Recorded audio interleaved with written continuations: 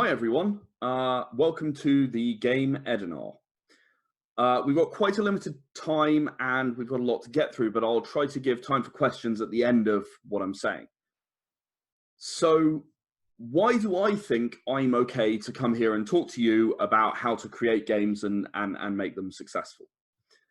Well, I've created 50 funded Kickstarters, 53 in total, and I've output 87 physical products to date.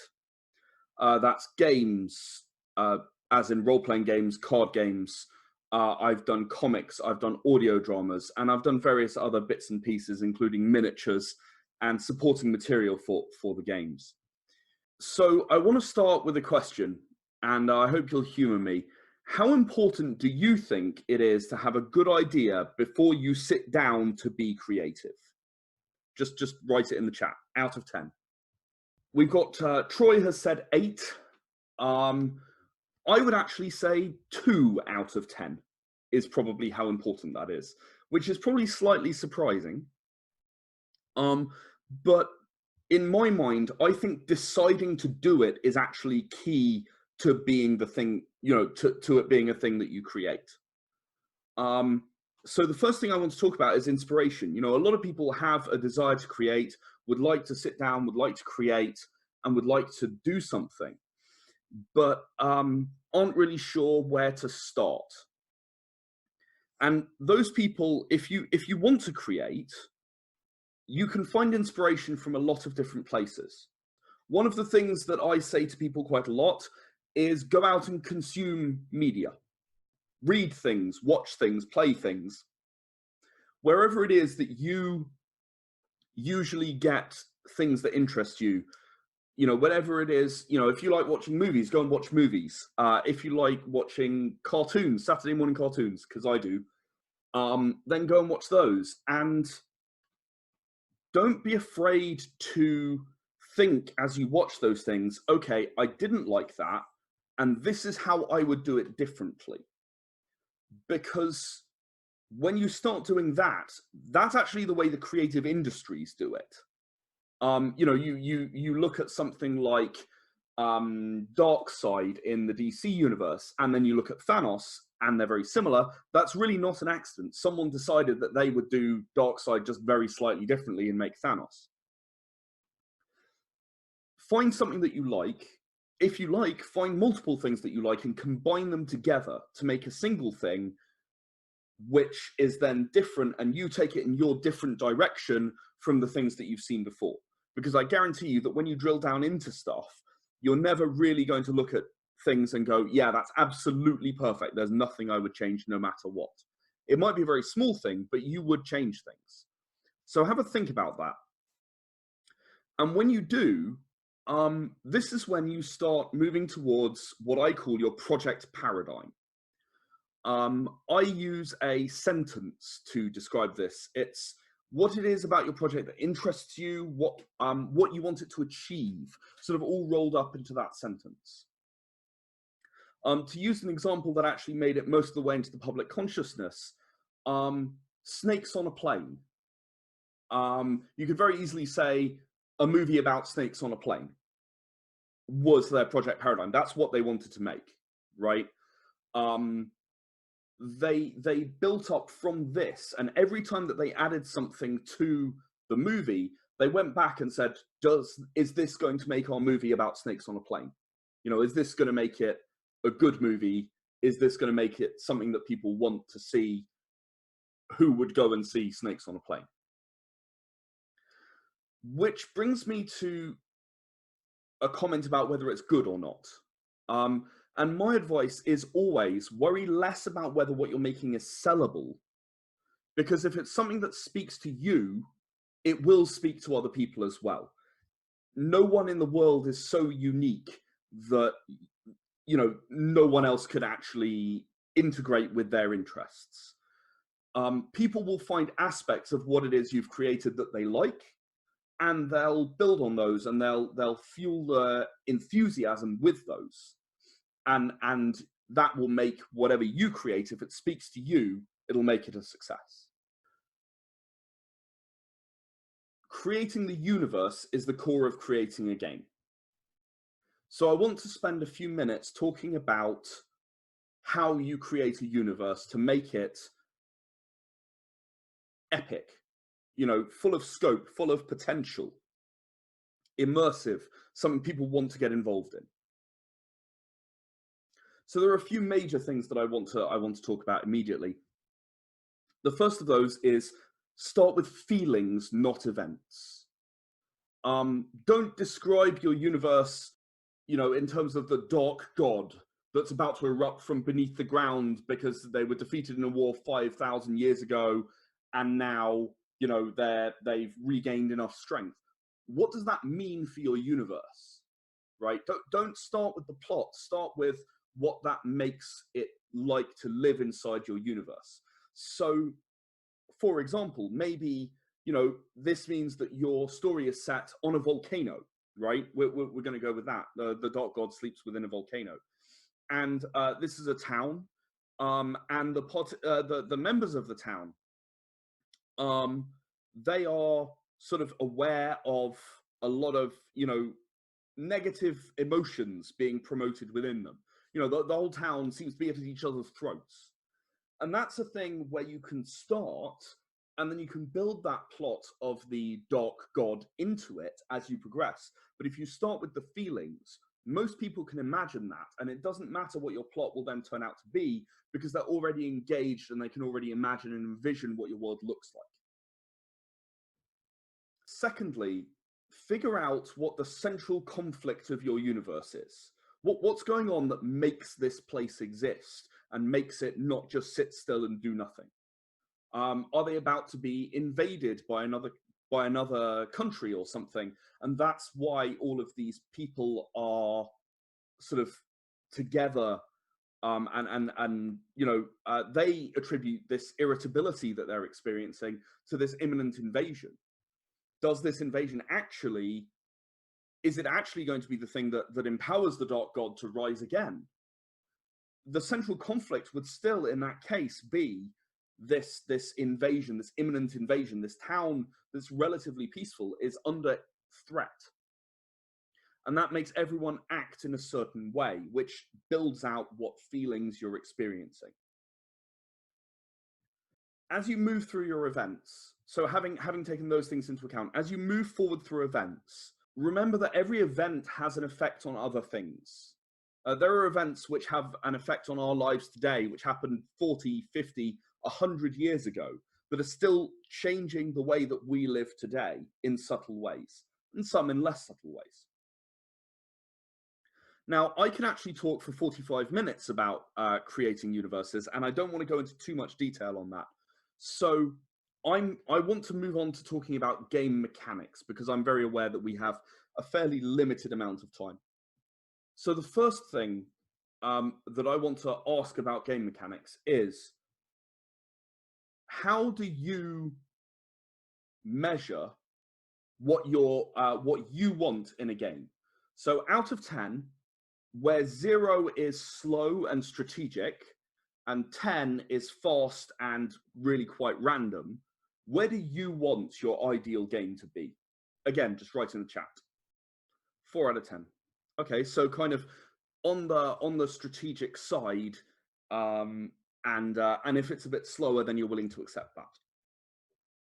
Okay, so the first thing to say is, depending on the way you want it to be, you're going to potentially have some clever optimization, which gives you a level of distribution within the strategic area without exposing it to people, or you're going to have a lot of during gameplay stuff that might slow you down, but it becomes more representative, becomes more strategic.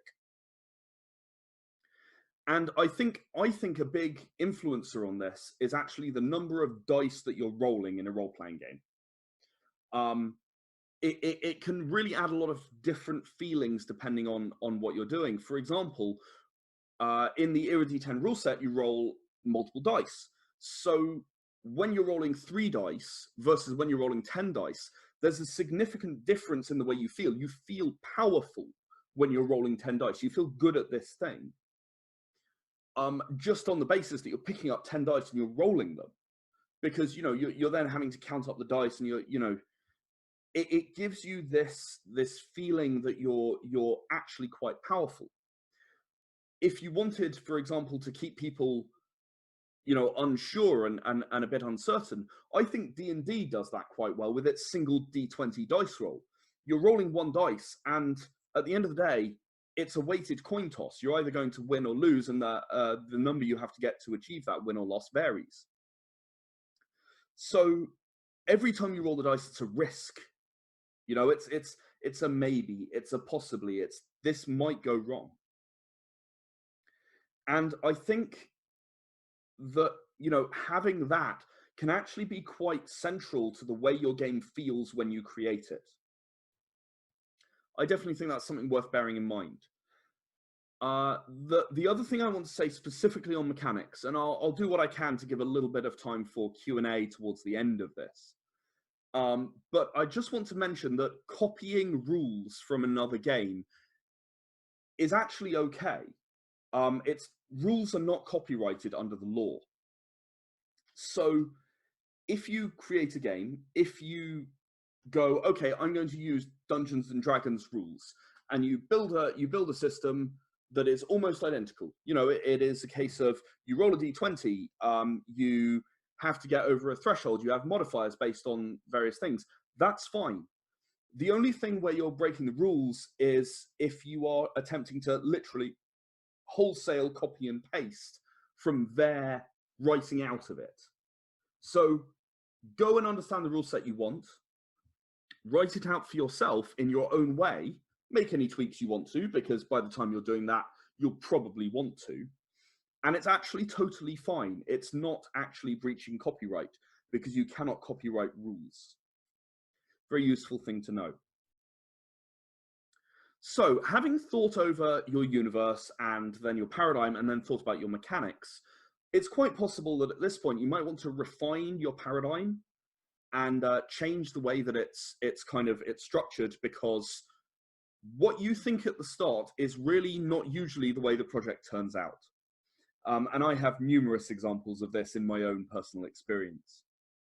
You need to allow your vision to be malleable. It's got to be adaptable. It's got to be able to change, but you've also got to know when to stop. And I'm sorry, I can't give you every single answer. There is no hard and fast rule for this.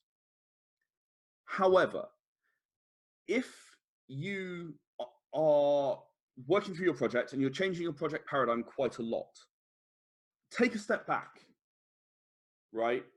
Don't do something on it for a little while. Take a few days or a week and let it rest in a drawer. Try not to think about it. And then when you come back to it, before you start working on it, try to re-identify what it is that you want out of the project. And bear in mind that if that's different to what you originally thought, that's fine. There's no issue with that at all. You might want to adapt some stuff based on a change that you want to make, but do think carefully before you make sweeping changes that affect the entire project, because otherwise you can end up in a place where you're literally rewriting the project every week, and that's not great either. Finding that balance that's right for you is one of those things that's a little bit of an experience thing. And it's not even necessarily something that what applies to me would apply to you. So I'm happy to offer advice. You can always reach out to me on Discord and ask me what I think. And I will tell you exactly what I think, but I can't promise that my solution that would be right for me is right for you. I've got one more topic that I want to cover before I give the opportunity to people for a Q&A, because we've got about 15 minutes left now. So I wanted to cover what common issues I've known people run into and how I think you should handle them if you want to continue being creative. So the first issue is it got boring. To me, the place that I would start when someone came to me and said this would be to look at the project paradigm that they're working on and to ask the question, why is this project paradigm no longer something that interests you? Is it something that no longer interests you? Or is it a case of you've reached the point where kind of you've got some boring stuff left to do. And if you want to finish a project, you're going to have to do some things that are more boring than the sort of the normal fun stuff that you would otherwise be doing. Unfortunately, that's just part of being creative. I usually run on an 80-20 rule. So about 80% of the project is fun, and the last 20% feels like it takes 80% of the effort. It's something that's not easy to deal with, but it's where a little bit of stubbornness can come in handy. You don't want to have that project sitting forever and never being completed. So look at your project paradigm, decide if it's still motivating you, and find out if you really need to change it, or if it's just that you've reached a point where you're not so good at this thing. Which brings me on to the second point, which is, I don't know how to do this. It takes I'm lying. It takes 10,000 hours to master a skill. If you're not a sort of a world level artist now, you're not going to be within 5 years or so.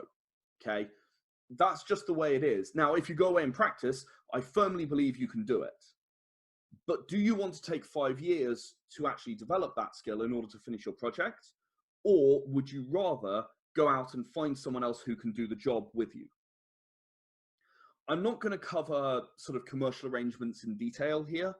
You know, you might be able to find someone to collaborate with you. You might find that you need to pay them as a contractor. Whatever it is that works for your project and you is fine. But it's very rare that I meet someone who can entirely accomplish a project on their own with no help. Especially a game project, because there's artwork. If it's a computer game, there's programming. If, you know, there is writing for the story, there's, you know, building the universe, there's the mechanics. It's quite rare to find someone who can do every single one of those things really, really well. And when someone tries to do all of those things, more often than not, what you end up with is a few things that are a little bit lagging behind, and you know, a slightly less overall amazing product as a result. So don't be afraid to ask for help. Do go looking around and do ask people, you know, do you think I should get some help on this? You know, ask a friend. Next one, no way is there enough time in my life to do this.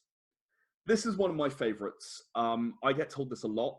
I actually effectively work a full-time job and then a second full-time job to be creative.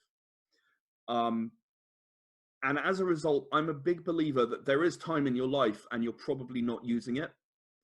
So, you know, when you get home from work and you sit down and you chill with Netflix for 2 hours, you tell yourself that you need that time to wind down from work. It's a choice. You know, maybe make it 1 hour that you wind down, half an hour that you wind down with Netflix, and then get on to working. If you commute to work, I went through a long period of time where I was having an hour and a quarter commute to work. And during that time, I would pull out my phone on the train and I'd sit there and I'd write. Maybe you drive to work. There are some awesome text-to-speech apps that you can just talk at, and you can clean them up later. I've been using one recently called Otter, which is quite good. There is time in your life. Almost inevitably, there is time that you're not using, unless you've looked at it and you've thought, okay, I don't want to use this time for that. And if you're choosing not to use the time for creativity, that's fine. But bear in mind that that cuts down on the time that you have to do it. So look around. No matter what it is, I think it's likely you'll find something you're okay with sacrificing in order to be creative. The next point, I just found out. Someone already did my idea. It already exists. I've talked briefly about copyright and how you can't copyright rules. But in terms of a universe, I actually had this with a creator that I'm working with at the moment. He came to me and said, oh, I've just seen this TV series and it's exactly like this other thing that we're creating. And now I'm worried. I mean, does that mean that we're copying it? You know, does that mean that you know, we can't publish? So the threshold for copyright is 15% different. It's really not that different that an idea has to be from something else. If you're not deliberately doing something wrong, it's very unlikely that you're actually going to get in any trouble. If you know you're not doing anything wrong, then you don't have anything to worry about. Your universe will be 15% different from anything that you see similarity in. The final thing is I'm not sure what I'm making is good enough. That's something that plagues absolutely everybody. It hurts the perfectionists because they never want to publish. It hurts people who are in the formulation stages of their idea because they don't, you know, they aren't sure that what they're doing is really worth it, worth the time, worth the effort. My question in response to this is always the same. Does it speak to you? If it speaks to you, what you're making is good enough. I would also always recommend that you don't try and put something out only when it's perfect. If you wait that long, you'll never finish. And not only that, you're going to find more by putting it into the world, even in a draft form, than you will ever find by putting by playtesting, or especially if you're present at the playtests. Put it out into the world, let people spend some money on it. Not a lot, 50p, right? It doesn't have to be a lot of money.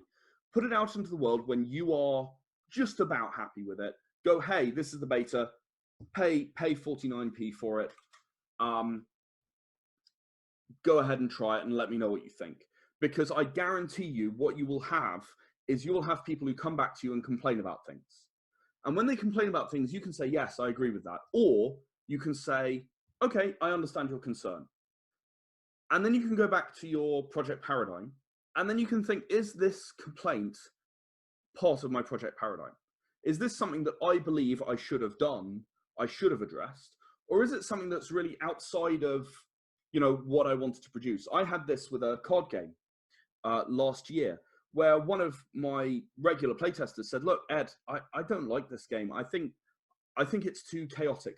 It's not orderly enough. And I said, okay, what do you suggest? And he gave me a very specific suggestion about how it could be modified. And I went away and I thought about it, and I came back and I said, look, I'm really sorry, but I don't think that what you're looking for in this game is what I'm trying to create. And, you know, that is a totally valid mechanic. It makes sense. I understand why you're saying that, but it's not right for this game, and it's not right for the thing I wanted to achieve.